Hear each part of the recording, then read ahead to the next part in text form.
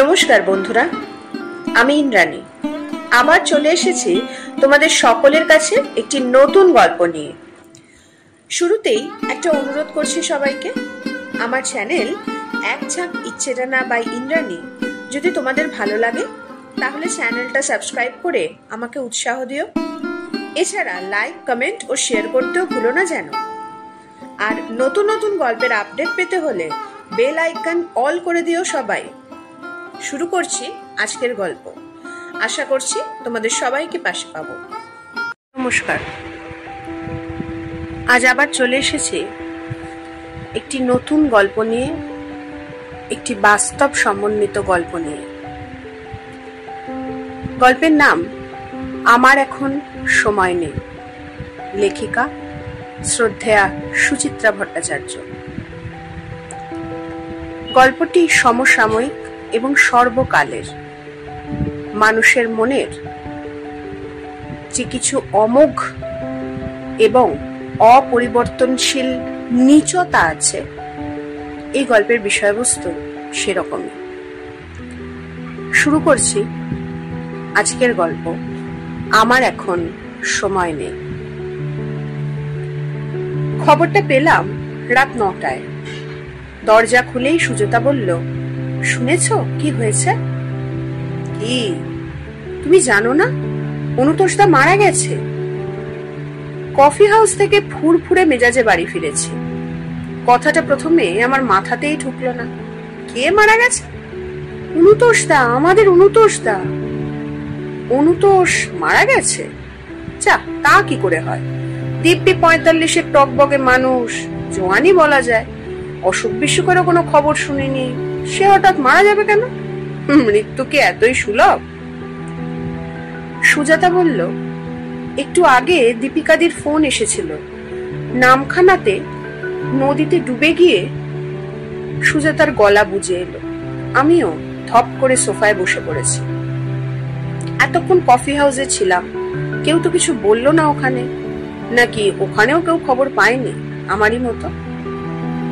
ঘনিষ্ঠ কারোর মৃত্যু সংবাদ শুনলে আমার বুক ধরফর করে, পা কাঁপতে থাকে, হাতের জোর কমে যায়, তালু শুকিয়ে আসে অজানা ভয়।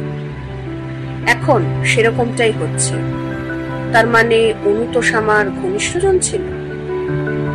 2-1 মিনিট রুদ্ধ বাক আমি কোনো ক্রমে প্রশ্ন করলাম, কবে, কখন? সুজাতা পাশে বসে আমার কাঁধে হাত রাখলো। তারও স্বর কাঁপছে। আজই সকালে বকখালি যাবে বলে হাতানিয়া দোয়ানিয়া পার হচ্ছিল, হঠাৎ নৌকা থেকে পড়ে। কিভাবে পড়লো? ওখানে তো নৌকো ফৌকো উল্টোয় না, এতটুকু সরু নদী। আমি তো সে কথাই ভাবছি, একটা জল জ্যান্ত মানুষ হঠাৎ কেন জলে পড়ে যাবে? আত্মহত্যা করলো না অ্যাক্সিডেন্ট? সঙ্গে কে ছিল? আমি অত ডিটেল জিজ্ঞেস করতে পারিনি। তুমি দীপিকাদিকে একটা ফোন করো না। দীপিকা ফোনে আমার কথা কিছু বললো না তো? কি বলবে? আমার কালকের প্রাইজ পাওয়া নিয়ে কিছু বলেই কোঁত করে গিলে ফেলেছি কথাটা। এই কথা কেন মুখ থেকে বেরিয়ে এলো এমন অসময়? বিভাবতী স্মৃতি পুরস্কার কমিটি এবছরের শ্রেষ্ঠ গল্পকার হিসেবে আমার নাম ঘোষণা করেছে গত সোমবার। তারপর থেকে অজস্র অভিনন্দন পেয়ে চলেছি। ঘরে, বাইরে, রাস্তায়, অফিসে, বাড়িতেও মাঝে মাঝেই ফোন বেজে উঠছে। এই তো আজই কফি হাউসে ছোটখাটো একটা সম্বর্ধনা পেলাম তরুণতর প্রজন্মের লেখকদের কাছ থেকে। সমসাময়িক লেখকরা ঈর্ষা গোপন করে আমার প্রশংসা করছে, কষ্ট লুকিয়ে বন্ধু বান্ধবরাও। সুবীর, বিমান, নির্মল, দীপাঞ্জন। ব্যতিক্রম শুধু দুজন, অনুতোষ আর দীপিকা। মৃত মানুষের ওপর অভিমান সাজে না, কিন্তু দীপিকা একটু দেরিতে লেখা শুরু করেছে। এখন মাঝে মাঝেই নানান পত্রপত্রিকায় তার গল্প উপন্যাস বেরোয় আমার মতো। আর লেখার ধরন আমার মতো না হলেও লেখার জগতে নামও হয়েছে অল্প স্বল্প।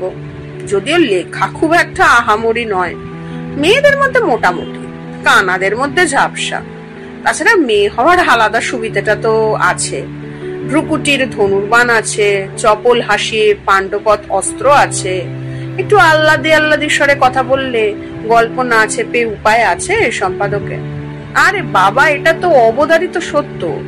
মেয়েদের মধ্যে কোনো গভীর ভাববোধ নেই, দৃষ্টিভঙ্গিও সংসারের পানাডোবার বাইরে বেরোয় না। মহৎ সাহিত্য সৃষ্টি কি মেয়েদের দিয়ে হয়? তবু ওই এলোবেলোরও কি ডাঁট, অহংকারে মাটিতে পা পড়ে না।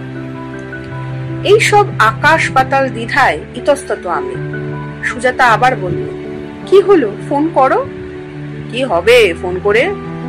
দীপিকা কি অনুতোষের সঙ্গে ছিল? অনুতোষকে সচক্ষে জলে পড়ে যেতে দেখেছে? আমার কথার ভঙ্গিতে সামান্য রুক্ষতা ছিল। সুজাতা ম্লান মুখে বলল, দীপিকাদি খবরটা দিয়ে তোমাকেই খুঁজছিল, দেখো না যদি আরো ডিটেলসে জানা যায়। ডিটেলস আবার কি? মৃত্যুর আবার ডিটেলস হয় নাকি? সুজাতা হাঁ করে আমার দিকে তাকিয়ে আছে। আমার গলায় এতক্ষণে একটা কষ্ট চাক বাজছিল, পুটপুট করে পিন ফুটছিল শরীরে। বেশ খানিকক্ষণ পর ঢোক গিলে বললাম, আমার ভাল লাগছে না সুজাতা। একটা লোক সকালেও বেঁচে ছিল, আরো কতকাল বেঁচে থাকার কথা, অথচ এখন বেঁচে নেই। আমি কিছু ভাবতে পারছি না। পাশের ঘর থেকে টুকাইয়ের গলা ভেসে আসছে। চেঁচিয়ে চেঁচিয়ে ইতিহাস মুখস্থ করছে টুকাই। ইউরোপের ইতিহাস, ক্রুসেড, শার্লামেন, সিংহহৃদয়, রিচার্ড। জোরে না পড়লে কোনো কিছুই টুকাইয়ের মাথায় ঢোকে না। আজ টুকাইয়ের ভাঙা স্বর বড় কানে বাজছে। সুজাতাকে বললাম, টুকাইকে একটু আস্তে পড়তে বলতে পারো না? আজকাল ওইভাবে গাঁক গাঁক করে পড়ে কেউ? সুজাতা এখনো দেখছে আমাকে। তুমি তাহলে ফোন করবে না? তোমার একটুও জানতে ইচ্ছে করছে না অনুতোষদার কথা? করছে, ভীষণ ভাবেই করছে, কিন্তু দীপিকাকে আমি ফোন করব না।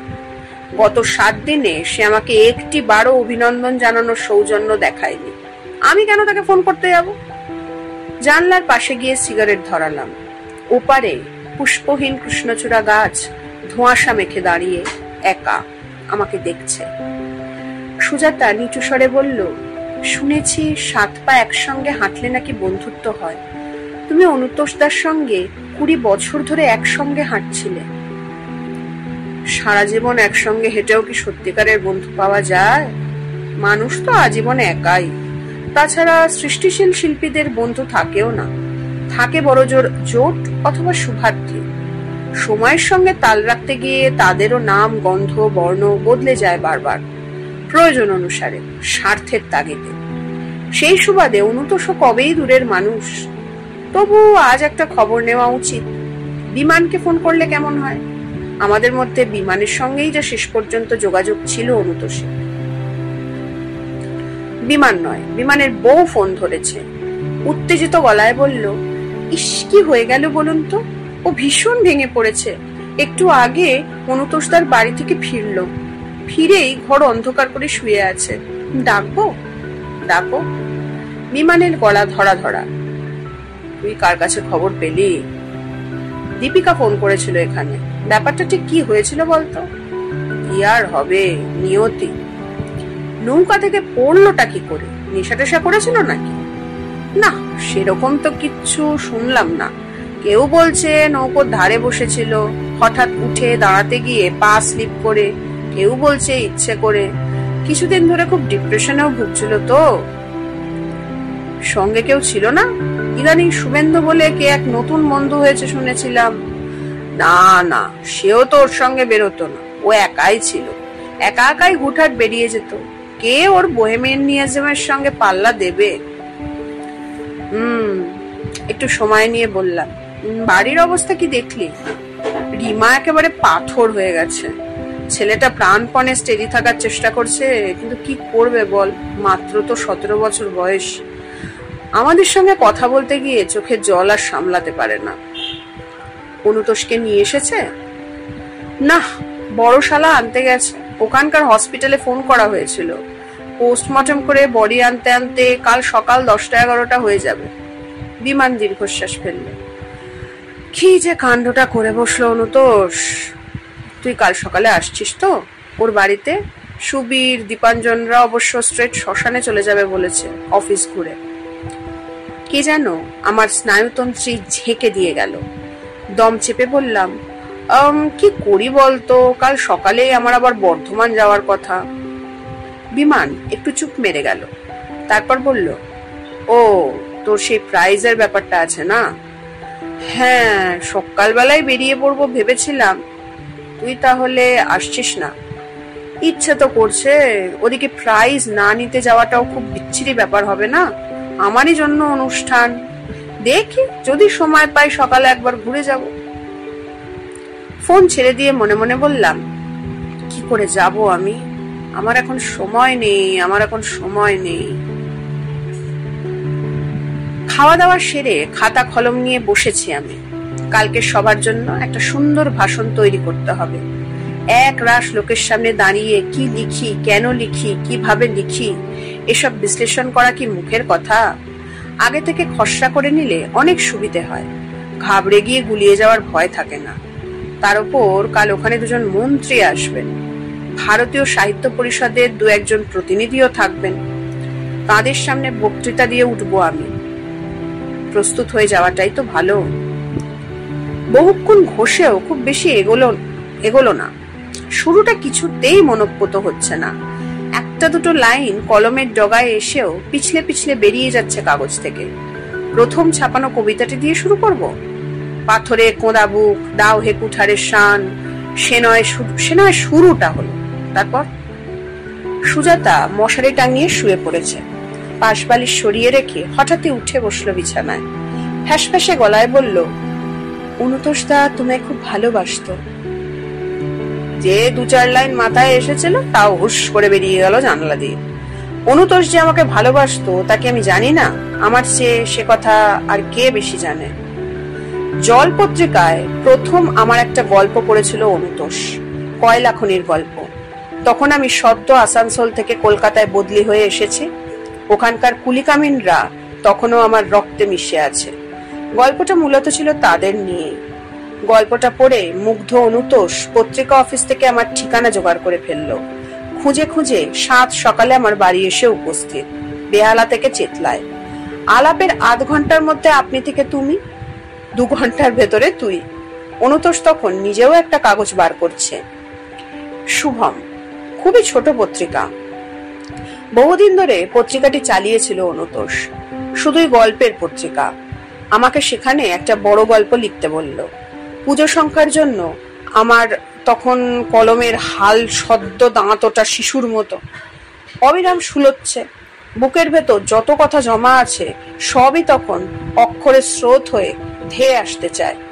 স্মৃতি থেকে স্বপ্ন, বেদনা থেকে আসক্তি, জন্ম মুহূর্ত থেকে 25 বছর বয়স, সব মন প্রাণ ঢেলে অনুতোষের কাগজে গল্প লিখেছিলাম।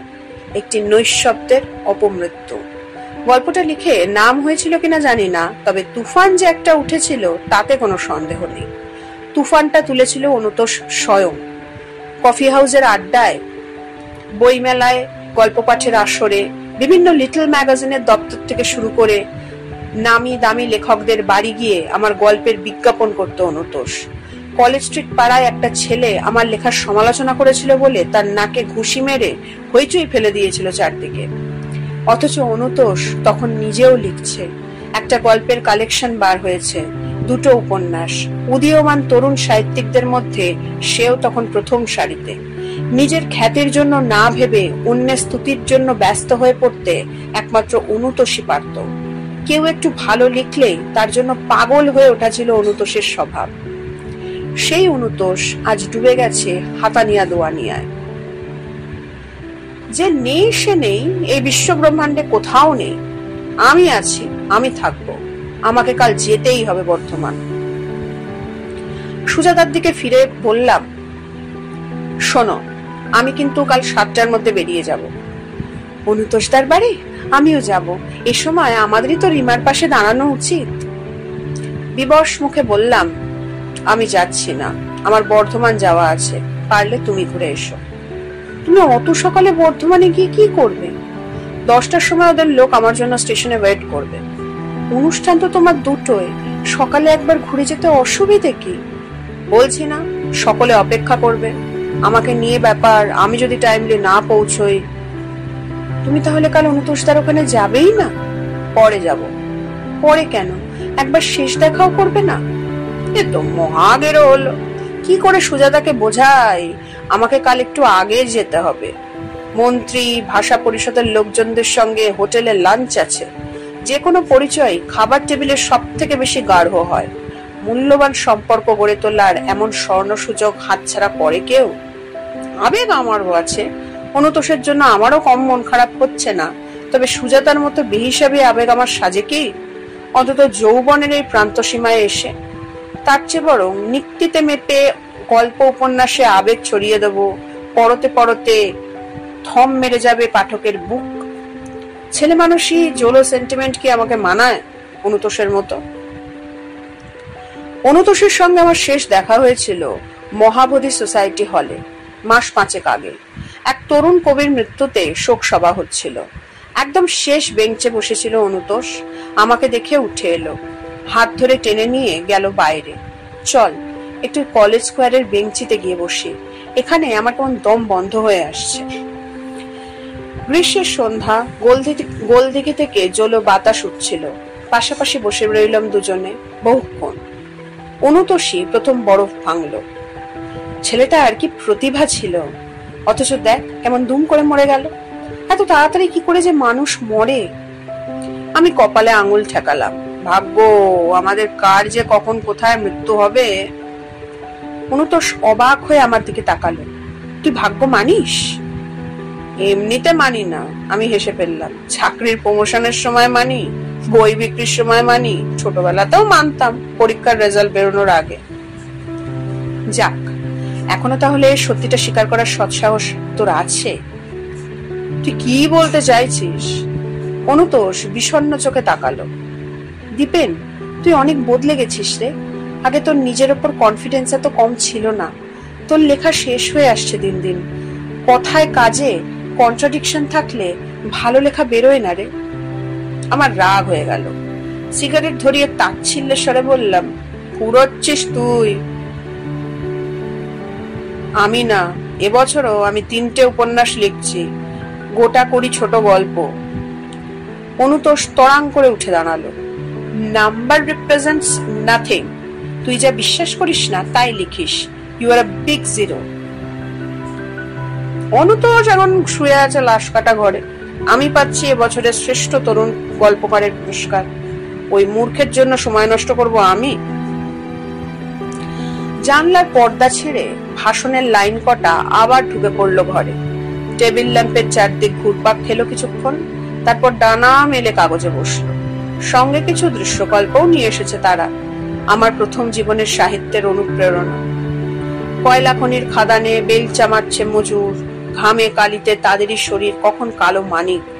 হঠাৎ কোনো অজ্ঞাত ফাটল দিয়ে জল ঢুকতে শুরু করলো খনিতে। একে একে ডুবে গেল ষাট শ্রমিকের দেহ।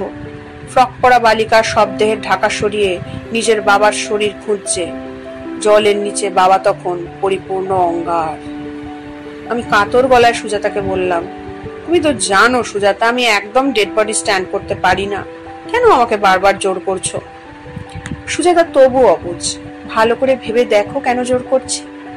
কি করে ভাববো? শব্দরা এসে গেছে, শব্দরা এসে গেছে। আমি ফিসফিস করে বললাম, চুপ থাকো, এখন আমার সময় নেই। বন্যার ওপর লেখা আপনার উপন্যাসটা এখনো আমার হাড় কাঁপিয়ে দেয়। মন্ত্রীবাক্যে আমার রোমে রোমে হর্ষ জাগছিল। এত কাজের মাঝেও আমার মতো একজন লেখকের লেখা ইনি পড়েছেন। খরা বা অনাহারের ওপর আপনার তো তেমন লেখা দেখি না। এসব নিয়েও তো আপনাদের লেখা উচিত। এই যে কালাহান্ডিতে এত বড় একটা অনাবৃষ্টি চলছে। না মানে, আমি ঘাড় চুলকোলাম। ওদিকে তো বড় একটা যায়নি। সচক্ষে না দেখলে আমি আবার ঠিক লিখতে পারি না। দেখে আসুন, ঘুরে আসুন। কে বলেছে আপনাকে না দেখে লিখতে? অন্ধ্র ওড়িশার দিকে কিছু কালচারাল ডেলিকেট পাঠাচ্ছি, যাবেন আপনি? সঙ্গে টুরিস্ট স্পট গুলোও দেখে আসবেন। আমি নীরব থাকি। নীরব থাকাটাই এই মুহূর্তের দস্তুর। শব্দহীনতাই শ্রেষ্ঠ সম্মতি। স্থানীয় একটা অডিটোরিয়ামে বেশ বড়সড় সভার আয়োজন করেছেন উদ্যোক্তারা। আমার পুরস্কারটিও ভারী মনোরম। সপ্তাশ্ববাহিত রথে ছুটছেন সূর্যদেব। ব্রোঞ্জের মূর্তির বেশ পাকা হাতের কাজ, সঙ্গে একটা শাল, ফুল আর 10,000 টাকার চেক। সভা ভাঙার পর স্থানীয় পত্রিকার কয়েকটা ছেলে আমার সাক্ষাৎকার নিতে এলো। তারা শুধুই আমার স্টেজের ভাষণে তৃপ্ত নয়, নতুন করে তাদের আবার আমার লেখার উদ্দেশ্য বোঝাতে হবে। ছেলেগুলোর প্রশ্নের জবাব দিতে দিতে আমি যখন প্রায় বিধ্বস্ত, এক ছোকরা ঝপ করে জিজ্ঞাসা করে বসলো, আপনি তো লেখক অনুতোষ দত্তকে খুব কাছ থেকে চিনতেন, তাই না? এ প্রশ্ন যে কখনো না কখনো উঠবেই আমি জানতাম। আজই সমস্ত বাংলার দৈনিকে অনুতোষের মৃত্যু সংবাদ বার হয়েছে। গহীন জলে ডুবে গেলেন উদীয়মান সাহিত্যিক অনুতোষ দত্তর অপমৃত্যু। নদীতে তলিয়ে গেলেন 70 দশকের গল্পকার। মুখ থেকে হাসি মুছে নিলাম। কে না তাকে চিনত ভাই? সে তো শুধুই গল্পকার ছিল না, সে ছিল আমার পরম সুহৃদ। আমরা একসঙ্গে গল্পের কাগজ করেছি, গল্প নিয়ে কত হইচই করেছি, জীবনমুখী গল্পের জন্য আন্দোলন গড়ে তুলেছি। কিন্তু আমরা তো গত 5-7 বছর ধরে অনুতোষ বাবু সেরকম লেখা পাইনি। উনি কি লেখা ছেড়ে দিয়েছিলেন? সঙ্গে সঙ্গে উত্তর দিতে পারলাম না। প্রশ্নটা আমাকেও ধাক্কা মেরেছে অনেকবার। অনুতোষটা বড় এলোমেলো ছিল। সেটাই কি কারণ? আজ ক্যানিং ছুটছে, কাল বসিরহাট, পরশু মালদা, পরদিন কেদুলি। প্রবাদ ছিল অনুতোষকে নাকি একসঙ্গে একই সময় দক্ষিণেশ্বর, বেহালা, সন্দেশখালিতে দেখা যায়। যে মানুষ এক মুহূর্ত নিজেকে স্থিত করতে পারে না, যার চিন্তায় কোনো গৃহস্থালী নেই, সে কি করে সাজিয়ে গুছিয়ে গল্প লিখবে? শুধুই এক বুক ভাব নিয়ে কি লিখে ওঠা যায়? আশ্চর্য, এই নিয়ে অনুতোষের কোনো দুঃখবোধ ছিল না, কিংবা হয়তো ছিল। কোনো কিছু ঠিক মনোমতো লিখতে পারছিল না বলেই ছটফট করতো দিনরাত। উন্মত্তের মতো দিক বিদিক ছুটে বেড়াতো। লেখার উপকরণ খুঁজতে গিয়ে লেখাটাকেই হারিয়ে ফেলেছিল অনুতোষ। আমি যুবকের দিকে তাকালাম। হয়তো অনুতোষ পারছিল না। লেখকরা অনেক সময় ভেতর থেকে ফুরিয়ে যায়। এক তরুণ কপালে ভাঁজ ফেলে প্রশ্ন ছুড়ল, এই যে স্যাড দুর্ঘটনাটা, অনুতোষ বাবুর হঠাৎ নৌকা থেকে পড়ে মারা যাওয়া, এর সঙ্গে কি ওর হতাশার কোনো যোগ আছে বলে আপনার মনে হয়? এত কচকচে আমার ভালো লাগছে না। অনুতোষ যখন জলে পড়ে যায় তখন তার মনের অবস্থা কি ছিল আমি কি করে বলবো? তাকে নিয়ে এত প্রশ্নের জবাবই বা কেন আমি দেব? হঠাৎ আমার নাকে ঘুষি মারলো কেউ। আমি অনুতোষকে নিয়ে ভাববো না ঠিকই, কিন্তু অনুতোষ আমাদের জন্য ভাবতো এক সময়, আমাদের অনেকের জন্যই ভাবতো। এই যে দীপিকা আজ দীপিকা হয়েছে, তার মূলেও তো অনুতোষ। কারণ ছাড়াই কি নাচানাচিটাই না করতো দীপিকার লেখা নিয়ে। সেই দীপিকা গত মাসে কফি হাউসে বসে অবলীলায় নিন্দা করে গেল অনুতোষের। অনুতোষ আর আগের মতো বন্ধু বৎসল নেই। অনুতোষ অন্য সকলের লেখা নিয়ে এখন ভীষণ জেলাস। অনুতোষ এখন যাচ্ছে তাই। আর একটা খুশি পড়লো নাকে। শুধু দীপিকা কেন, যার লেখা যখন ভালো লেগেছে তার জন্য জীবনপাত করেনি অনুতোষ। নামী পত্রিকা থেকে নিজের গল্প তুলে নিয়ে অন্যের গল্প সম্পাদকের হাতে তুলে দেওয়াকে কি বলে? শুধু লিখতে না পারার হতাশা, না সঙ্গীতের থেকে বিচ্ছিন্ন হয়ে যাওয়ার যন্ত্রণা? কোনটা বেশি পীড়িত করেছিল অনুতোষকে? দূর, সঙ্গীরা কি করবে, আমি কি করব? অনুতোষের টালমাটাল চলার সঙ্গে যদি পা মেলাতে না পারি, সে দোষ কি আমার? তাছাড়া অনুতোষ এখন ফুরিয়ে যাওয়ার শক্তি। তার পত্রিকাটিও উঠে গেছে, কেউ আর তাকে পাত্তা দেয় না। কিসের জন্য বন্ধুরা তাকে আঁকড়ে থাকবে? হৃদয় ছাড়া আর কি ছিল তার? সে নিজেই এক মুক্তিমান ব্যর্থতা। আমি কথা ঘুরিয়ে বললাম, হতাশা সব লেখকের মনেই থাকে কোনো না কোনো ভাবে। বোমিং এ তো লিখতে না পারার দুঃখে রিভলভার দিয়ে সুইসাইড করেছিলেন। 5টা বেজে গেছে। হেমন্ত দুপুর নির্জীব হয়ে আসছে ক্রমশ। উপহার কিডস ব্যাগে গুছিয়ে উঠে পড়লাম। চলি ভাই। যুবকদের মুখে অতৃপ্তির ছাপ ফুটে উঠেছে। আরো কয়েকটা প্রশ্ন ছিল যে, আচ্ছা আপনি যখন লেখেন তখন কি গল্পের পূর্ণ চেহারাটা আপনার চোখের সামনে ভেসে থাকে? এ প্রশ্নের উত্তর দিয়ে লাভ নেই। উত্তর দিলেই নতুন প্রশ্ন আসবেই। এই বয়সে শুধুই প্রশ্ন জমা হতে থাকে বুকে, সার বর্ষা ঋতুর আগে পিঁপড়েদের মতো। সামনের ছেলেটির কাঁধ চাপড়ে দিলাম। আবার আসবো আমি, তখন যত খুশি প্রশ্ন করো। এখন আমার একদম সময় নেই। রাতে শরীর মারিয়ে ফাঁকা বাস সাঁই ছুটছিল। বর্ধমান থেকে লোকাল ধরে হাওড়া স্টেশন থেকে বাস। এবার আমার ফেরার পালা। পুজোয় বেরোনো উপন্যাসটা নিয়ে আজ রাত থেকেই বসবো ভাবছি। পুজো সংখ্যার জন্য তাড়াহুড়ো করে লেখাতে অনেক ফাঁক ফোকর থেকে গেছে।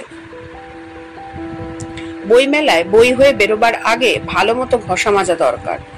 মাঝের দিকের চ্যাপ্টার গুলো বাড়াতে হবে। প্রকাশকরা বলে উপন্যাসটা একটু মোটার দিকে থাকলে কাটতিটা ভালো হয়। হাজরার মোড় পার হয়ে বাসটা হঠাৎ খারাপ হয়ে গেল। ড্রাইভার কন্ডাক্টররা মিলে চেষ্টা করলো খানিকক্ষণ, কয়েকবার গড়গড় করলো বাস, হেঁচকে তুললো, তারপর পুরোপুরি নিথর। গোটা 15 যাত্রী রয়েছে বাসে, সকলের মুখে গৃহে ফেরার উদ্বেগ।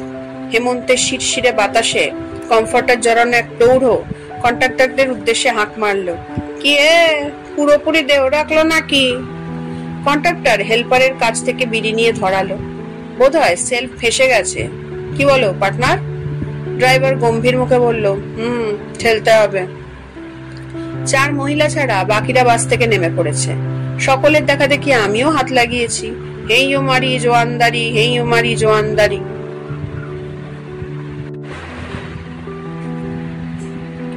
একটু গড়িয়ে এবার একটা জোর হিক্কা তুলল বাস, তারপরেই পুরোপুরি মৃত। অন্য যাত্রীরা ভাড়া ফেরত নিয়ে কন্ডাক্টরের সঙ্গে বচসা জুড়েছে। ছোট্ট ভিড় জমেছে রাস্তায়। মেহনতি জনগণের কাছ থেকে পয়সা উদ্ধার করা তাদের নিয়ে গল্প লেখার থেকে অনেক বেশি কঠিন। আমি আর দাঁড়ালাম না। বাড়ি পৌঁছতে মাইল খানেক বাকি নেই। রাত হয়েছে হোক, এটুকু রাস্তা হেঁটেই মেরে দেবো আজ। চেতলা ব্রিজের কাছে এসে একটা সিগারেট ধরালাম। দুপুরের খাওয়া বেশ হেভি হয়ে গেছে, এখনো মাংসের ঢেকুর উঠছে। সপ্তাহবাহিত সূর্য আমার কাঁধে। মূর্তিটা তেমন ভারী নয়, তবু ঘাম হচ্ছে অল্প অল্প, ক্লান্তিতে, শারীরিক অস্বস্তিতে। একটা ধোঁয়ার কুণ্ডলি ধেয়ে এলো হঠাৎ শ্মশানের দিক থেকে, মাংস, হাড় আর চর্বি পোড়ার ধোঁয়া। আমি নিথর। অনুতোষ তো এই শ্মশানেই এসেছিল আজ। কখন এসেছিল? কিসে পোড়ানো হলো অনুতোষকে? ইলেকট্রিক চুল্লিতে, কাঠে, নাকি অনুতোষ লাস্ট কাটা ঘর থেকে এখনো এসে পৌঁছতে পারেনি? কিংবা হয়তো এই এসে পৌঁছলো সবে। আচমকাই ধোঁয়া মাখা বাতাস ফিসফিস করে উঠছে। হায় দীপেন, তোর জন্যই অপেক্ষা করছি রে। তোরা না এলে আমি যাই কেমন করে। আমার গা ছমছম করে উঠল, আমার কান্না পেয়ে গেল। মাংস পোড়া গন্ধ আষ্টে পৃষ্ঠে জাপটে ধরছে আমাকে। দুপুরের মাংসের ঢেকুর জ্বালিয়ে দিল বুক। কটু বাতাস আবার টানছে, আয় দীপেন, আয় দীপেন। হেমন্তের কুয়াশায় আমার স্বর ডুবে গেল। আমাকে ছেড়ে দে অনুতোষ, আমার হাতে এখন অনেক কাজ, আমার এখন সময় নেই। ব্যাস, আজ এ পর্যন্তই। মানুষের অহংকার যখন মানুষকেও ছাড়িয়ে যায়, তখন তার মধ্যে দয়া, মায়া, প্রেম, ভালোবাসা আর কিচ্ছু অবশিষ্ট থাকে না। পড়ে থাকে শুধু এক বুক ভরা অহংকার। গল্পটি ভালো লাগলে লাইক এবং কমেন্ট করে জানাবেন, শেয়ার করে অন্যকে শুনতে সাহায্য করবেন, আর আমার চ্যানেলের কাজ ভালো লাগলে সাবস্ক্রাইব করে উৎসাহ দেবেন। খুব তাড়াতাড়ি নতুন গল্প নিয়ে আবার হাজির হব। ততক্ষণের জন্য টাটা।